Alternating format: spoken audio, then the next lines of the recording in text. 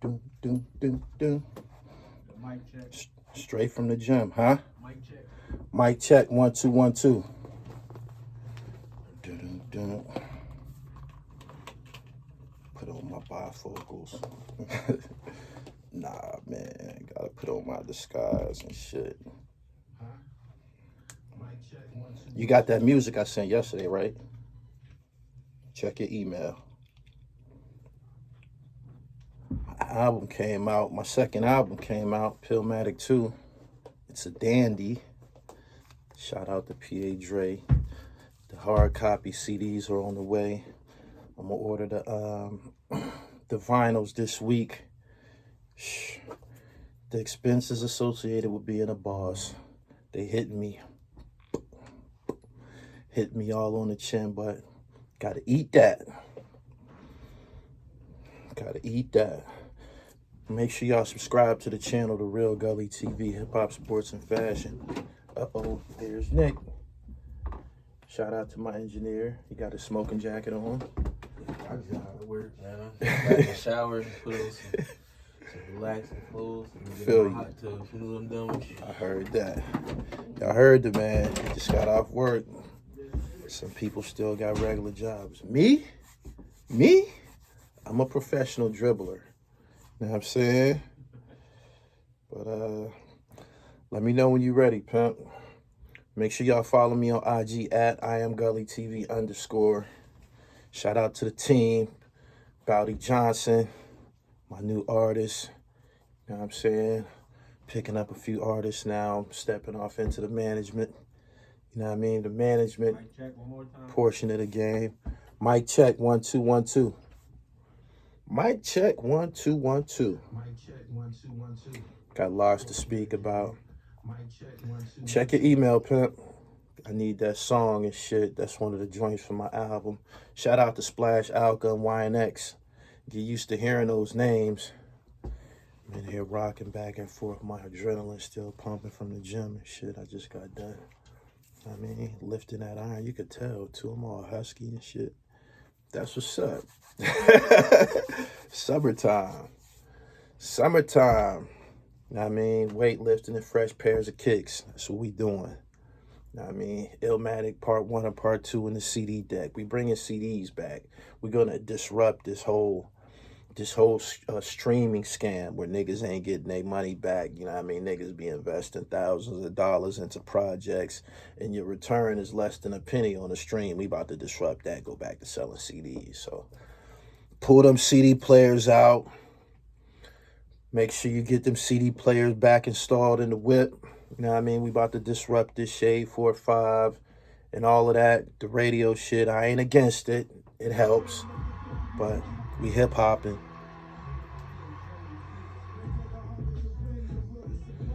We live?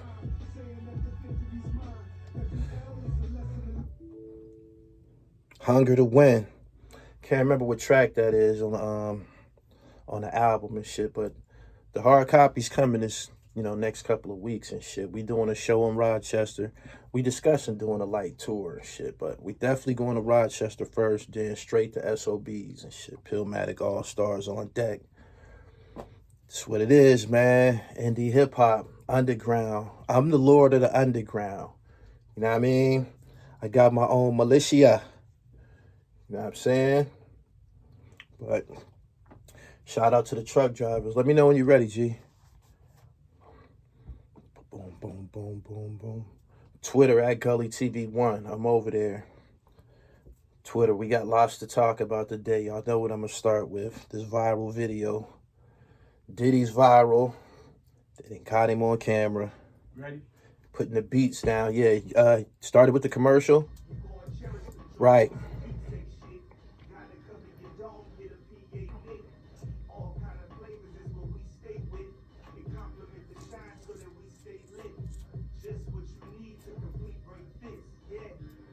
PA Knit, the most electrifying fashion accessory in the world today. Get yours today at pa-knit.com. Peace. Ready, Nick? Let's get him. New music. I promised you. Truck drivers, turn me up. I make promises. I keep promises. Shout out to Splash Alka from the Bronx. YNX from Buffalo, New York.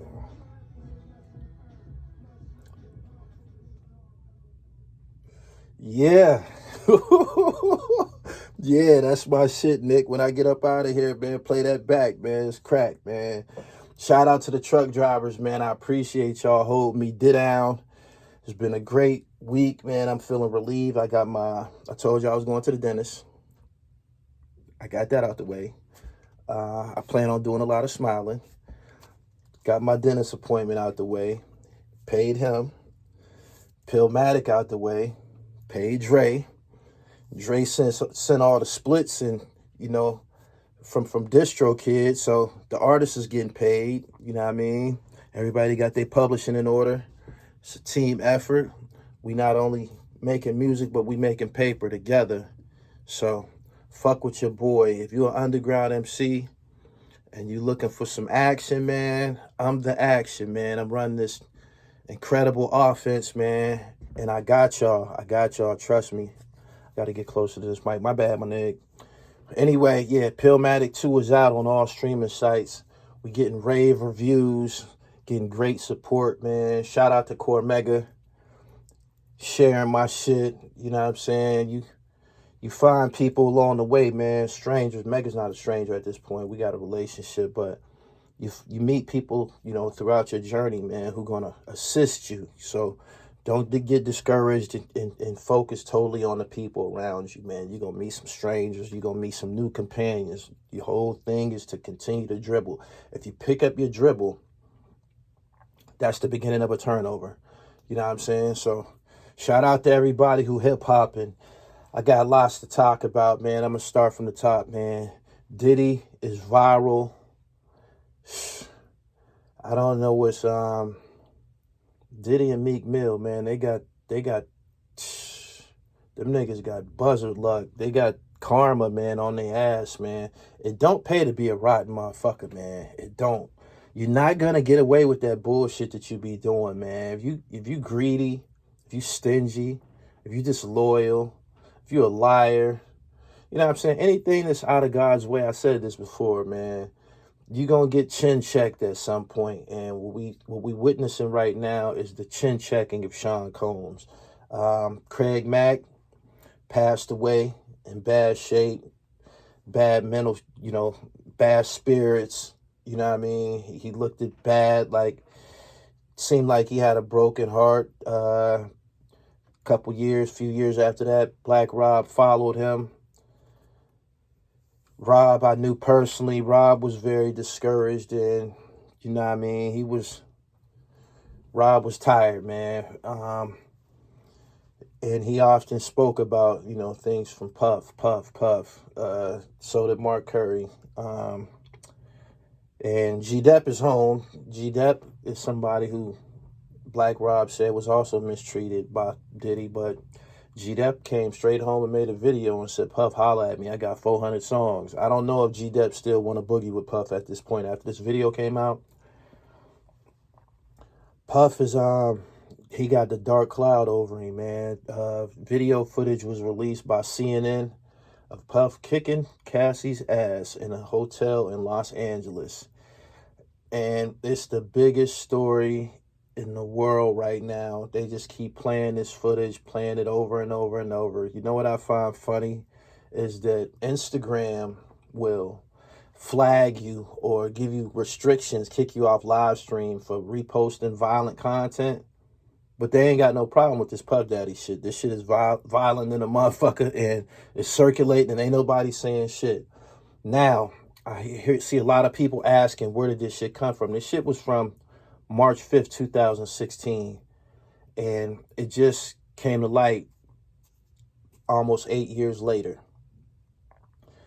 Me, personally, I think that when they raided them houses, they said that they took a lot of media. They took computers, they took DATs, they took media, CDs, tapes, and they probably recovered it during that search. I don't know. It don't make sense to keep some shit like that on hand. It don't, not if it's damaging to your own career and shit. Like, so I don't know if they got it from him, but that's just something that's being said online that maybe they, you know, picked it up during those raids.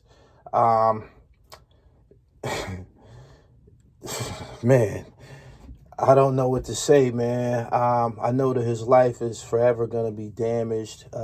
We won't get no more music from him or his company. I think Bad Boy is probably pretty much over with. He got shit on his hands that he got to deal with. The video depicted of him kicking Cassidy's ass in a towel, and this is some of the things that she detailed in her lawsuit, that he was not only sexually abusive but physically abusive for many years. She claimed black eyes and all kind of shit. And you got the footage, and everybody has the footage, and everybody's passing judgment on it, man. The verdict is guilty, guilty, guilty. He ain't even been charged with anything yet. All of his troubles are civilly at this point. But watching that video footage, man, I'm saying to myself, God damn, fam. They said that, according to Cassie, and according to parts of her lawsuit that was released online, she said that he ended up paying the hotel $50,000 for that footage, paying the hotel security to fork it over. And apparently, they probably sold him a copy and kept one for themselves. I mean, you got to think, he's famous. If somebody's the head of a security company or something like that, and they get somebody famous like Puff on tape, whether he want to buy it or not, they're gonna keep a copy for themselves. Like, he's famous. If this just to show it to his friends and shit on a cell phone, like, yo, you want to see Diddy doing this and this and that, check it out. It wasn't destroyed. It's viral. It ain't a place that he could hide now. Last week his son made a diss record, you know, trying to protect the family name and his father's name and shit. That's null and void. The content of the song, he's not a good rapper. King Combs, he's not a good rapper. It just fell on deaf ears. Nobody was buying none of the gangster shit that he was saying. But when you got Puff, who was 37 when he began dating Cassie, a 19-year-old, that's like college age, freshman in college age, and you see him kicking her ass like that, man, it just turned some people's stomachs. You know, you got people who have daughters that age and, you know, little sisters and this and that. And he damn near 40 years old kicking somebody's ass who he's old enough to be her father and shit, man. That shit's just disgusting. It's disgusting, man. Like, when you, I'm somebody who has, in my past, dated younger chicks. You know what I'm saying? When you're a boss and you get money, the young bitches be throwing themselves at you. Let's just be, they're accessible to you. Let's just be for real for a minute. So, you know, I got kids by chicks younger than me and shit like that, by over 10 years and shit. And one thing that you got to understand and respect, that even though you fucking with this chick, you got to remember, there was a nigga somewhere that she liked in school that was her age. You know what I'm saying? That she has experiences with. Like, they might have went to the same church. She might have worked with him, went to the prom with him. He might have been big man on campus in college. And you got to understand that you got to deal with that, man. In the pimp world, pimps talk about all the time about, you know, protecting their bitches from them younger pimps that's fresh off the porch, all fresh and shit. You know what I mean? Looking good and vivacious and shit like that. You got to be aware of that. And for Puff to be almost 40 years old and knocking a bitch 19, that's a big window, man. Her attention span isn't developed yet. She's not a woman yet. She's a young lady. You know what I'm saying? And she hasn't had a lot of experience yet. Her friends are young, her age, and friends are often influential. You know what I'm saying? And no matter how big Puff is and whatever, her friends, they don't appreciate her having a big nigga like that. You know what I'm saying? They would rather be in her shoes. I mean, hypothetically, they would rather be the bitch that's traveling the world and being spoiled and shit like that. So they gonna always say, girl, you know he doing this, you know he doing that. You're up against a lot. That's what I'm trying to say. And the video footage, based on my experiences of being a grown-ass man, and I've seen some things, he seemed to be angry in that footage, you know what I'm saying? And normally niggas go off the deep end like that when they didn't caught their bitch fucking or some shit like that, or maybe it's another guy and shit, you know, it ain't really player and shit to go and check a nigga about a bitch and shit like that. That's not accepted in our world and shit. Like, you don't check the pimp, you check the hoe, you know what I'm saying? So he seemed to be very, very upset about something, and he was kicking her ass. According to some information provided online, the video that we seen was her trying to escape. He had already whooped her ass or whatever. They already went through something, and she was making her escape.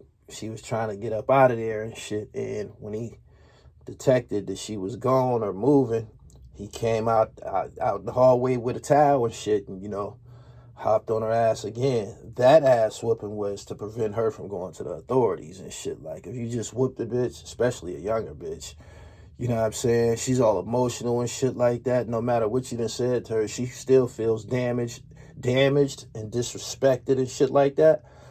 She about to talk to a couple of her friends and shit. Girl, let me see your face. Showed her his face. She's hurting.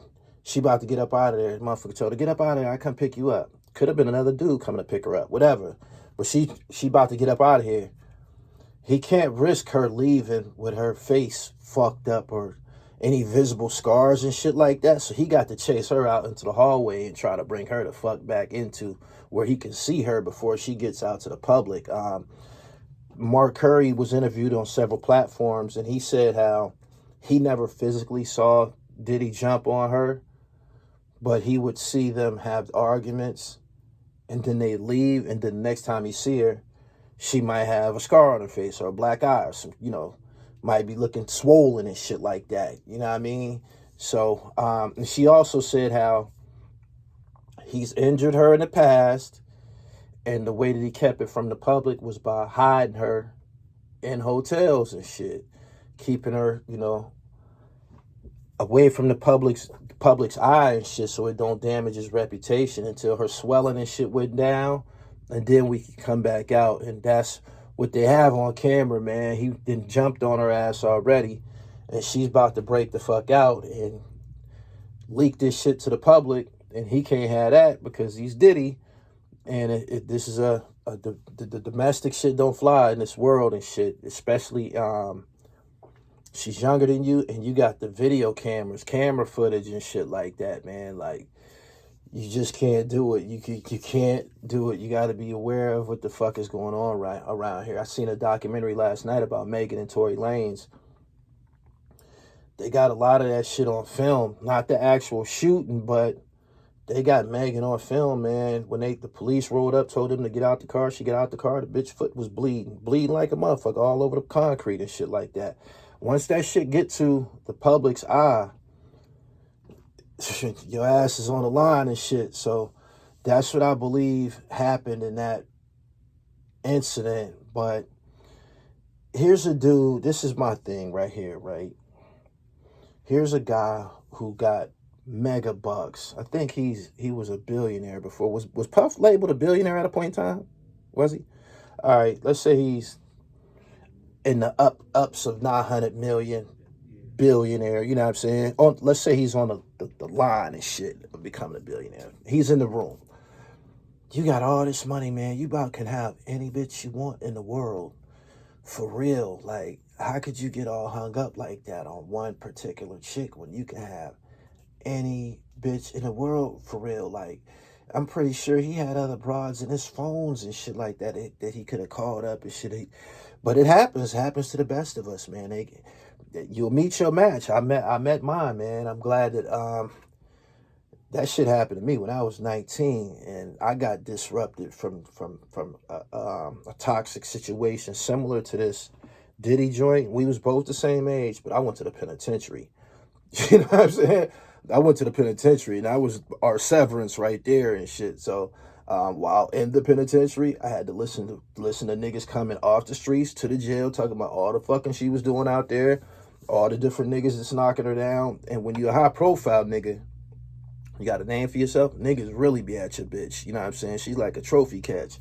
And she's with somebody else and shit, but it actually ended up being the best thing that happened to me because I wasn't in control of my emotions, and we used to be fighting and, you know, tearing up house parties, and you know what I mean? Like, that shit happens, man. Like, especially when someone doesn't have control of their emotions and shit. When emotions involved, it can get ugly. Everything it can get ugly, man. It can go left field. We seen it go as far as death and suicide and all types of shit. So that's something that he's gonna have to deal with. I know from here on out, he won't be able to get a fair trial nowhere. They're gonna have, if he makes it to court for a criminal case, because a lot of the action that he got right now is civil.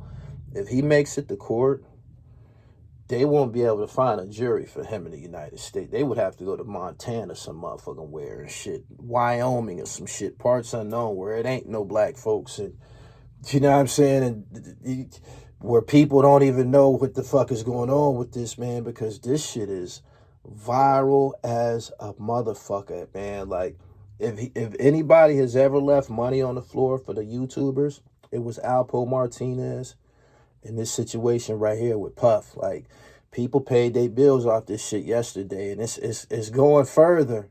It's going further. Of course, you know, 50 Cent chimed in and shit. He's making a comedy out of it. It's just Puff's.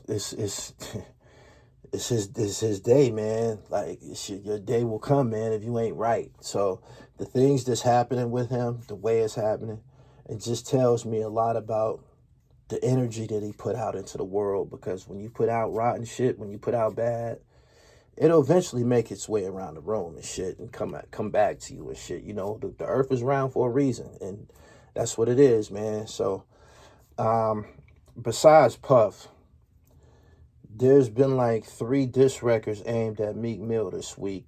Mike Knox dissed him, Santos dissed him, and somebody else.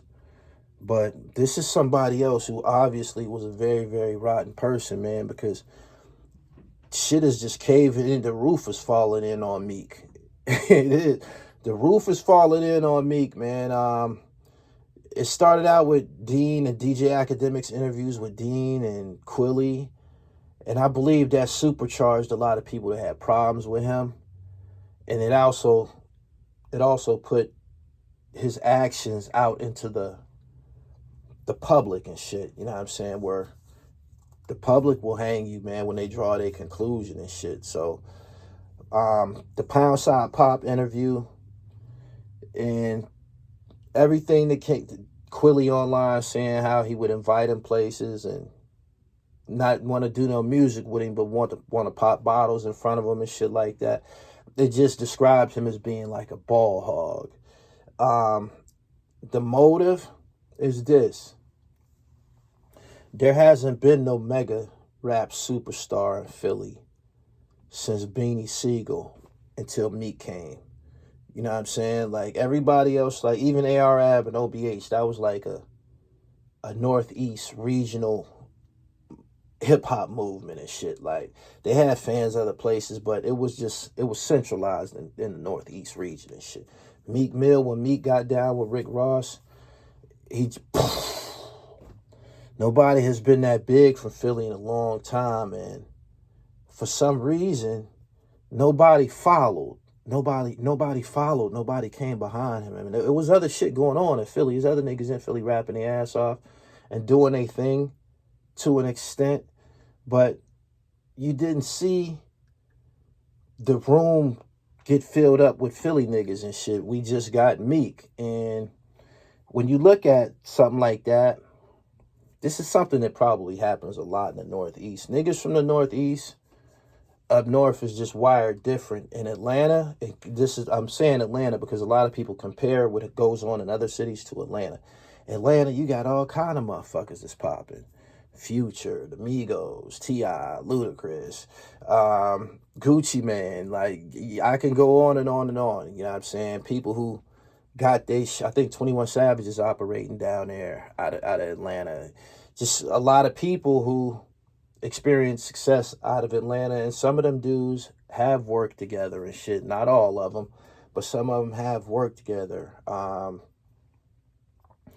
Northeast, everybody want to be the man just cause. Cameron said that when he was Alpo's character in Paid in Full. Everybody want to be the man. And Meek Mill is somebody who came from the underground DVD circuit, right? He was a regular dude battling and doing freestyles on DVDs. He came up out of that. Somebody was supposed to come with him. Seriously. He gave NH a shot on I believe NH is on a song, but that was just it. It was other guys who should have got a little pull out of that underground, man. Cheek Raw, Vodka. These are some of these guys I'm naming as guys that Meek probably looked up to at a point in time. The first thing that was a red flag about Meek Mill was the Oskino situation. Oskino's from State Property. He was D Nice in the movie State Property, and despite being in State Property and being D Nice on film, O was popping in the city of Philly and shit. He's a popular nigga and shit. Shout out to O. I was in a juvenile joint with him before. I spoke about this before, but he's a live dude. He a live nigga, man. And he had Meek under the wing at a point in time when O was the man, when O was the shit, State Property and shit. He kind of embraced Meek and had Meek under the wing. And O describes this agreement that him and Meek had when Meek called him one day and asked him to post his project on his Instagram page. Oskino told him, man, I ain't got no problem with that. No problem. Just when my shit come out, make sure you post my shit. No harm, no foul. That's how it's supposed to go. That's team ball. And O posted him. And then when it was O's turn, when he asked Meek to post his shit, Meek didn't want to do it. And they ended up having a disconnect. Naturally, we gonna have some issues about this shit because that's sucker shit. You know what I'm saying? And I didn't have to do what I did for you, but they went through something and Meek started to say shit like, yeah, you bum ass nigga, and you got that old ass Corvette and all of this shit that should have got his face slapped. Some sucker shit. You was a bum. We seen Meek on camera as a bum. Dirty ass, regular clothes, big ass white t-shirts, shitty ass cornrows in his hair and shit, like not getting no shape ups, just a regular dude. Like, you know what I'm saying? Like nothing polished about him, no polish about him and shit.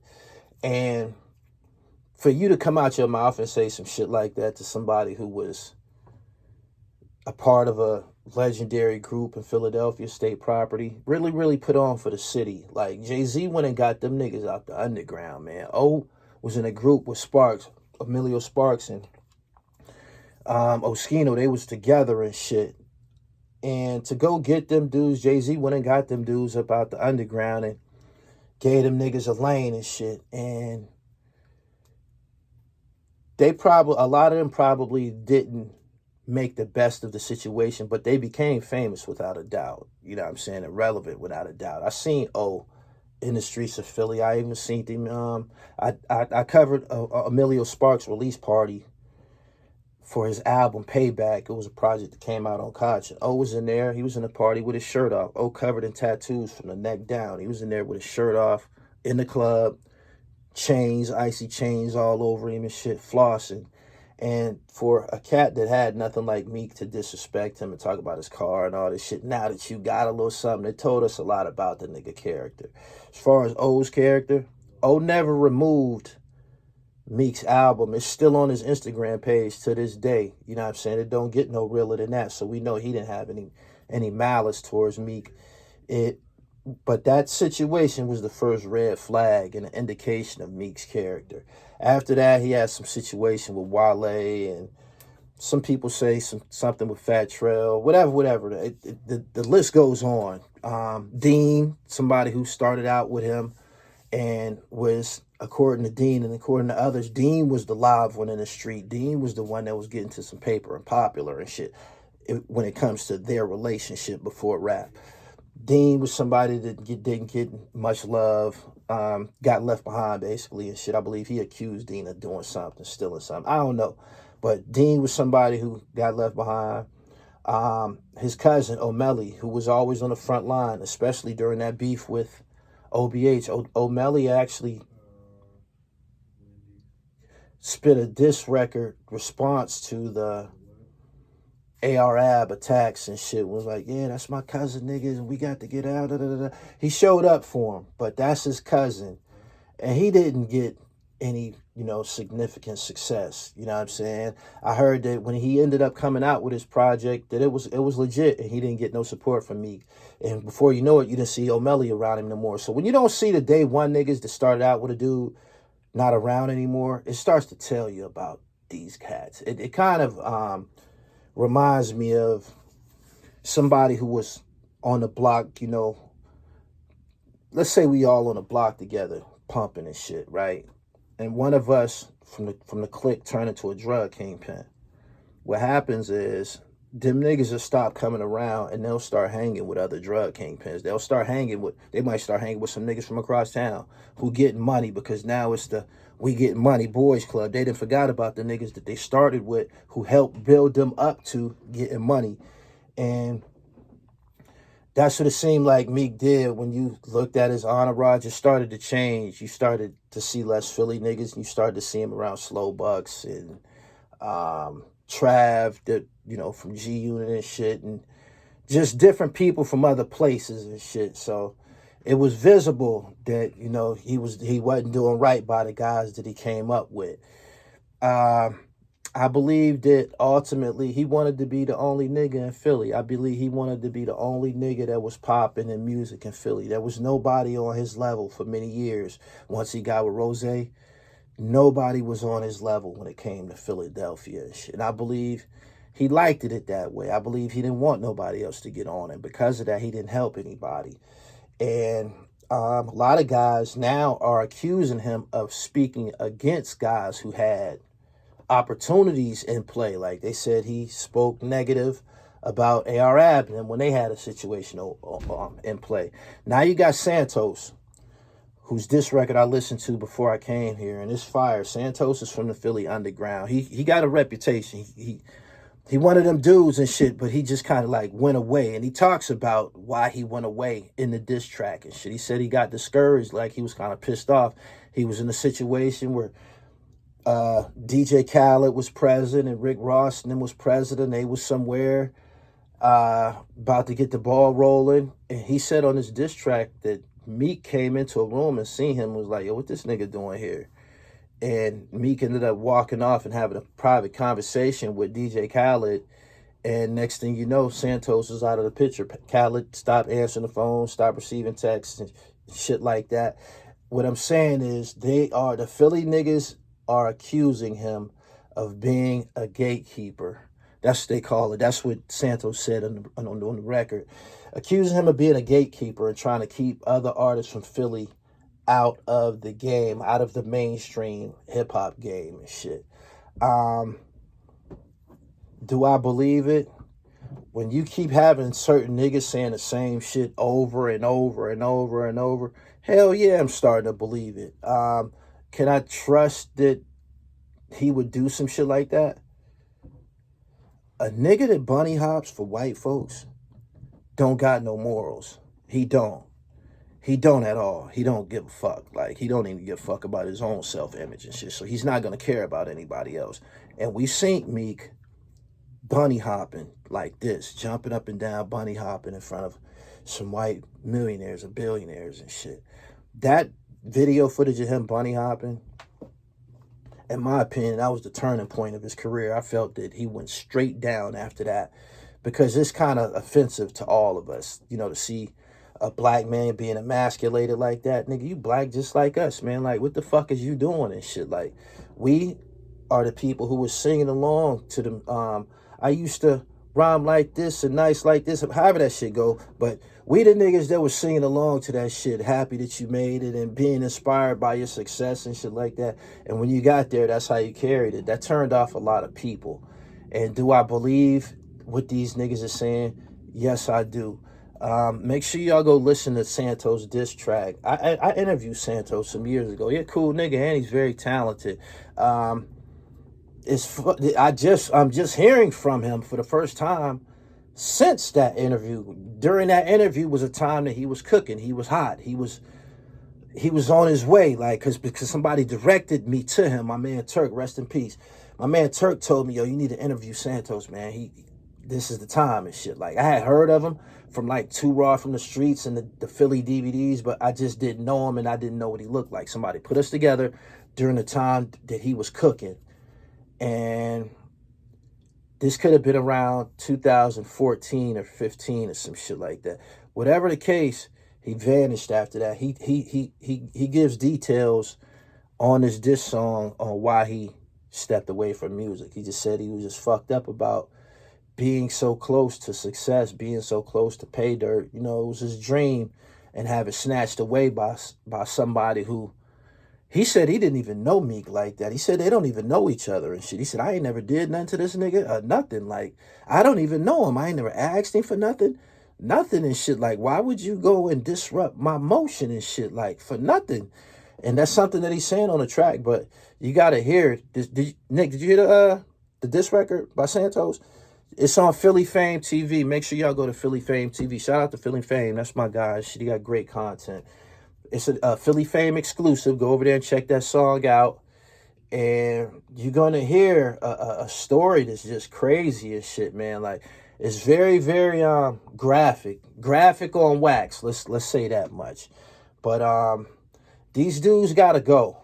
These dudes got to go. I've never really been in that situation where somebody has tried to cut off my blessings in regards to hip hop. I'm pretty sure people have done rotten shit to me with me not being present or behind my back, but it was never something that I acknowledged or paid attention to, or I never felt it disrupted me or anything like that. But Santos, Pound Side Pop, and others, they saying that Meek was doing this shit. You know what I'm saying? And when you see motherfuckers like, Philly got a lot of MCs, dope MCs. You just kind of pay attention, man. It's right there in front of you. Yeah, you know what I'm saying? It's just right there in front of you that maybe this nigga not no team player and shit. And Philly, they kind of cliquish. They kind of cliquish. What I mean by that is they move together. Wherever they at, they move together, man. They very prideful city and shit. And for him to get on and not give no rhythm back, that kind of explains why you never really saw, you don't really see a lot of footage of him in Philly. Like, the rest of these guys that I'm naming, you'll see them dudes at TLA. You'll see them dudes at Philly events and shit like that. You'll see them in the streets of Philly and shit. Like, you'll see them moving around Philly. But Meek was somebody that once he got with Rose and them, it was almost like it was beneath him, or he felt like that. That's why you've never seen him on Too Raw for the Streets. Once he became successful, if it was one person who was deserving of a Meek Mill interview, it was Big Star from Too Raw from the Streets. You know what I'm saying? Or hip hop since 1987, the Philadelphia media outlets that helped push this dude when he didn't have anything. You know what I'm saying? Like, and I know what that's like, because it happens to me all the time.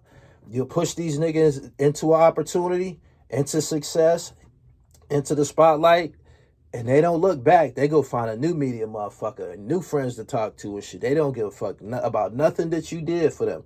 And it's happened to me often. So this is something that obviously Meek's done, because I never seen him with Big Star again. Not since he made it.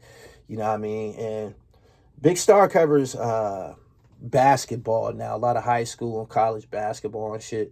Some dope sports media and shit. So he probably don't care. Big Star is he's religious and shit. He was like, you know, he's known as being like a righteous Christian type dude. He got a really good spirit about him. So he probably don't even care. But I'm just pointing out the obvious. But go listen to that diss track, man, by Santos. It's on Philly Fame TV. I just wanted to get in here and talk briefly about doing wrong, because your day will come. And that's what we seeing with Diddy and Meek Mill. Them niggas have done a lot of wrong. And their momentum has been disrupted. It's come to a halt. 50 Cent said just a week ago in regards to Meek Mill, you shouldn't be on vacation. Your last project only sold 6,000 copies in the first week. That's indication that your career is done. Especially in somebody as Meek Mill stature was dating Nicki Minaj, songs with Drake, and all of these high-profile dudes. And she ended up beefing with Drake. He was in the high-profile sector of hip-hop, the A-list sector of hip-hop. And 6,000 copies, that just don't make any sense. That's an indication that it's over with. You know what I mean? And should nobody feel no type of way about it, man. If you're not a team ball player, you should be removed from the team. Straight like that. So that's how I feel.